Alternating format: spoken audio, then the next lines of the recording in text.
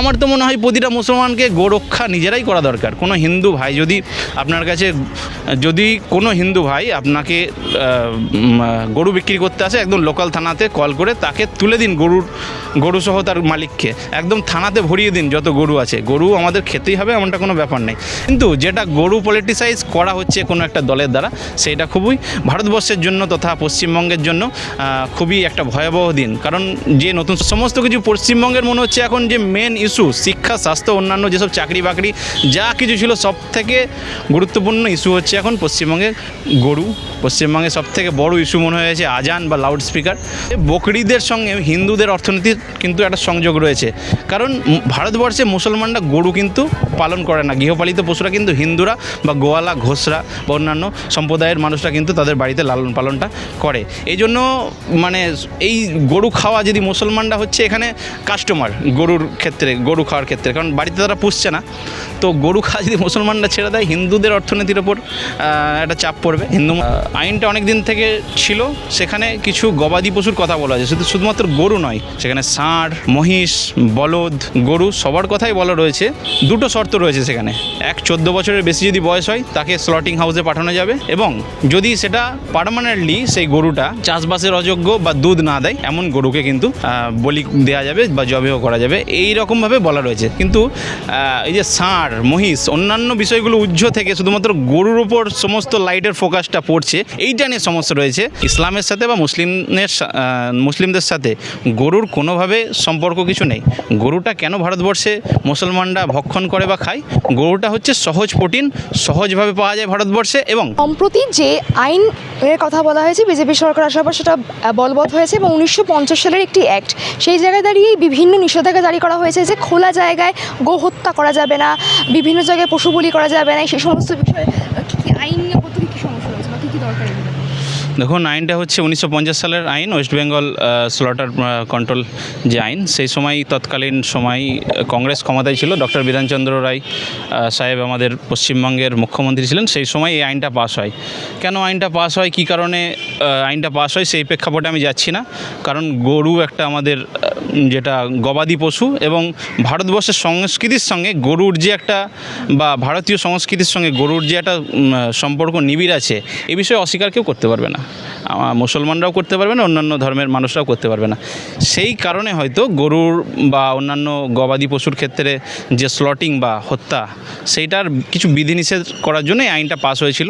কিন্তু সমস্যা যেটা হচ্ছে, এই আইনটাকে কাজে লাগিয়ে বর্তমানে যে গরু politics, cow politics in India হচ্ছে, সেইটা ভয়াবহ বা আমাদের ভারতবর্ষের পক্ষে সেটা স্বাস্থ্যকর নয়। কারণ আইনটা অনেক দিন থেকে ছিল, সেখানে কিছু গবাদি পশুর কথা বলা হয়েছে, শুধুমাত্র গরু নয়, সেখানে ষাঁড়, মহিষ, বলদ, গরু সবার কথাই বলা রয়েছে। দুটো শর্ত রয়েছে সেখানে। 14 বছরের বেশি যদি বয়স হয় তাকে স্লটিং হাউসে পাঠানো যাবে, এবং যদি সেটা পার্মানেন্টলি সেই গরুটা চাষবাসের অযোগ্য বা দুধ না দেয়, এমন গরুকে কিন্তু বলি দেওয়া যাবে বা জবেহ করা যাবে, এই রকমভাবে বলা রয়েছে। কিন্তু এই যে ষাঁড়, মহিষ, অন্যান্য বিষয়গুলো উজ্জ্ব থেকে শুধুমাত্র গরুর উপর সমস্ত লাইটের ফোকাসটা পড়ছে, এইটা নিয়ে সমস্যা রয়েছে।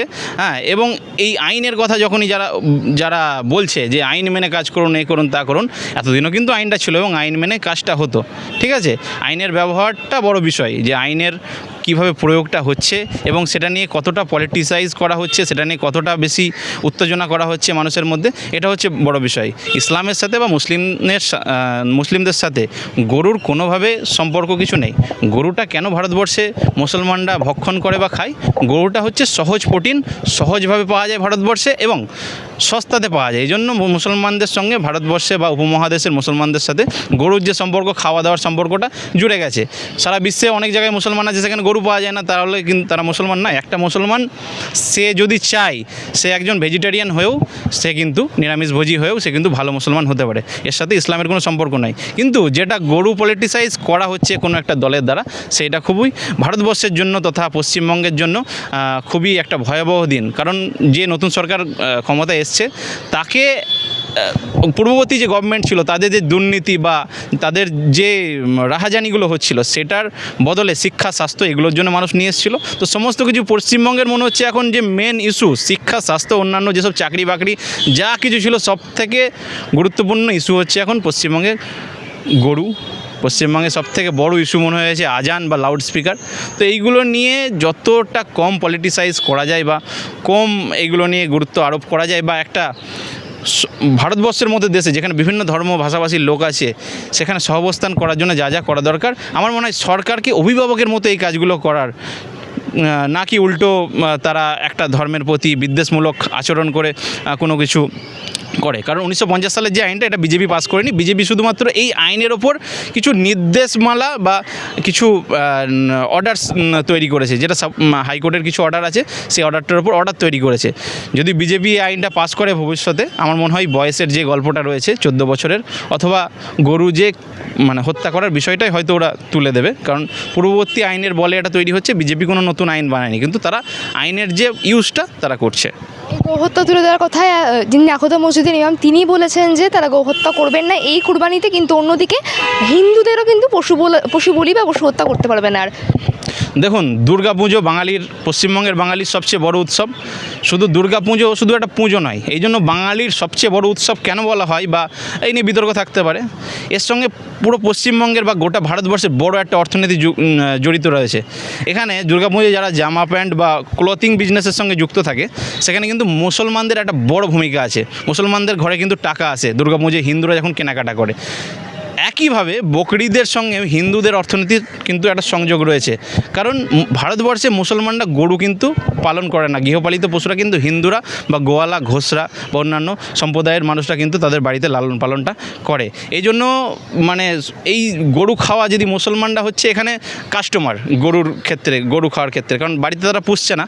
তো গরু খাওয়া যদি মুসলমানরা ছেড়ে দেয় হিন্দুদের অর্থনীতির ওপর একটা চাপ পড়বে। হিন্দু মুসলমান টার্মগুলো এই কারণে ইউজ করছি এখানে আমাদের যেটা পলিটিসাইজ হচ্ছে এটাকে বোঝানোর জন্য, কিন্তু আমাদের আলটিমেটলি হিন্দু মুসলমানের কোনো ভেদাভেদ নেই, সবাই আমরা ভারতবাসী। কিন্তু এই যে তৈরি হচ্ছে সমস্ত জায়গায়, নাখোদা মসজিদে ইমাম সাহেবও একটা আহ্বান জানিয়েছে যে গরু আমরা মুসলমানরা ছেড়ে দেবো। এবং আমার তো মনে হয় প্রতিটা মুসলমানকে গোরক্ষা নিজেরাই করা দরকার। কোনো হিন্দু ভাই যদি আপনার কাছে গরু বিক্রি করতে আসে একদম লোকাল থানাতে ফোন করে, হ্যাঁ, যদি কোনো হিন্দু ভাই আপনাকে গরু বিক্রি করতে আসে একদম লোকাল থানাতে কল করে তাকে তুলে দিন, গরু সহ তার মালিককে একদম থানাতে ভরিয়ে দিন যত গরু আছে। গরু আমাদের খেতেই হবে এমনটা কোনো ব্যাপার নেই। এবং যিনি নাখোদা মসজিদের ইমাম সাহেব বলেছেন গরুকে জাতীয় পশু হিসেবে ঘোষণা করা। গরু যদি এতই প্রিয় হয় এবং গরুকে না খেতে পেরে এত পলিটিসাইজ হয়, তো গরুকে জাতীয় পশু হিসেবে যদি দেখা হয় আমাদের তাতে কোনো আপত্তি নেই এবং আমরা তাদের সমর্থন থাকবে। এবং প্রতিটা মুসলমান এই বকরিদের আগে বা পরবর্তীতে নিজেরাই গোরক্ষক হিসেবে কাজ করবে যাতে কোনো গোমাতা বা গরুর কোনো ক্ষতি না হয়, আমরা এটা দেখব। রাস্তায় নামাজ পড়ার ক্ষেত্রে নিষেধাজ্ঞা জারি করা হয়েছে। বলছেন যে শুক্রবার যে জুম্মার নামাজটা হয় সেই নামাজে অনেকেই রাস্তায় পড়েন, সেক্ষেত্রেও রাজাবাজার এবং পার্ক সার্কাসে আমরা ভিন্ন দৃশ্য দেখতে পেয়েছি যে রীতিমতো নামাজিতে তুলে দেওয়া হচ্ছে, বলছে এখানে রাস্তায় নামাজ পড়া যাবে না। রাস্তায় নামাজ পড়া যাবে না। দেখুন, ভারতবর্ষের যারা কালচারটাকে বোঝে না, ভারতবর্ষের হৃৎপিণ্ডকে বোঝে না, তারা এইসব কথাগুলো বলবে। যুগের পর যুগ, বছরের পর বছর মানুষ এইগুলো ফলো করে আসছে। আমরা দেখেছি রাস্তা জুড়ে বলবো না, রাস্তাতে দুর্গাপুজো হয়, মণ্ডপ লাগে, সেখানে 10 দিন 15 দিন থাকে। তো কোনো দিন মনে হয়নি কোনো মুসলমানের যে এটা কোনো সমস্যা, কারণ এটা আমরা এনজয় করি। মুসলমানরা যেমন সেলিব্রেট করে দুর্গাপুজোটাকে, তো অন্যান্য হিন্দু ভাইরাও কিন্তু আমাদের বিষয় ঈদ বা অন্যান্য পর্বে কিন্তু সেলিব্রেট করে। এটাই তো ভারতবর্ষের কালচার। 10 মিনিটের জন্য যদি কোনো নামাজ পড়া বা অন্য কিছুর জন্য কারোর এটা গাত্র দেওয়া হয়, সেটা তাদের পলিটিসাইজ ব্যাপার, কোনো সাধারণ হিন্দু বা অন্য কারোর সমস্যা এটা হতে পারে না। কারণ রাস্তায় নামাজ পড়া খুব কিঞ্চিত সময়ের জন্য করা হয় এবং তাতে পুলিশ পাহারা দেওয়া অন্য কিছু দিয়ে এটা কিন্তু হামেশাই করা যেতে পারে। এবং এতদিন হচ্ছিল, সেটা নিয়ে ইস্যু করা, মানুষকে উত্ত্যক্ত করা এবং পলিটিসাইজ করে কিছু মানুষের মুষ্টিমেয় মানুষ ক্ষমতা দখল করে রাখা, তার পুঁজিপতিদের হাতে সেই ক্ষমতাগুলো তুলে দেওয়ার জন্য শুধুমাত্র এটা ইস্যু একটা। তারা না হিন্দুদের ভালো চায়, না মুসলমানদের ভালো চায়, না তারা দেশের ভালো চায়। তারা হিন্দুদের জন্য কিচ্ছু করেনি। দেখেন ক্ষমতায় আসার পরই কি শুরু হয়েছে। যদি ঘরে আগুন লাগে সবার ঘর আস্তে আস্তে পুড়বে। এই জিনিসটা কিন্তু প্রত্যেকটা মানুষকে বোঝা উচিত।